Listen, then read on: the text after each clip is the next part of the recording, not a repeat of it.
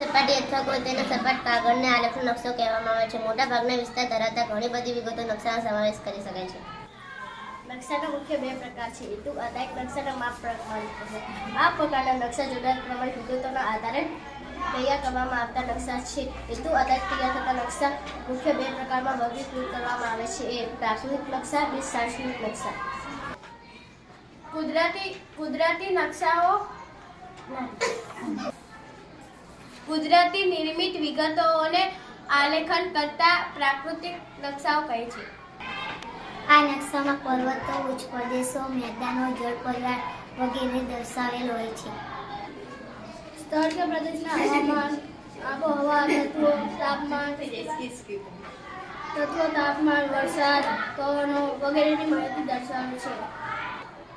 ગ્રહો, ઉપગ્રહો, આકાશગંગા, નક્ષત્રો વગેરે અવકાશી પદાર્થોની માહિતી આપતા નકશાને ખગોળીય નકશા કહે છે. માનવ સર્જિત વિગતોનું આલેખન કરતા નકશાને સાંસ્કૃતિક નકશા કહે છે. આ નકશામાં માનવીની વિવિધ પ્રવૃત્તિઓ નિર્દેશ કરેલ હોય છે. રાજકીય નકશો, ખેતી, વસ્તી, પરિવહનના નકશાને સાંસ્કૃતિક નકશા કહે છે. રાજકીય નકશા ખંડ, દેશ, સ્થાનિક વહીવટ તંત્ર તથા તેની સરદારો માહિતી આપવા નકશાને રાજકીય નકશા કહે છે. ઔદ્યોગિક ક્ષેત્ર, ઉદ્યોગનો તબક્કાવાર ઇતિહાસ વગેરેની માહિતી ઔદ્યોગિક નકશામાં આપવામાં આવે છે. ઐતિહાસિક નકશો પ્રાદેશિક વહીવટી તંત્રનો ઇતિહાસ દર્શાવતા નકશો ઐતિહાસિક નકશો કહે છે. માપ આધારે નકશાના પ્રકારો. સામાન્ય રીતે એક નકશાનું પ્રમાણ 1 સેન્ટીમીટર બરાબર 50 કિલોમીટર કરતાં ઓછું હોય તો તેવા માપના નકશાને મોટા માપના નકશા કહે છે.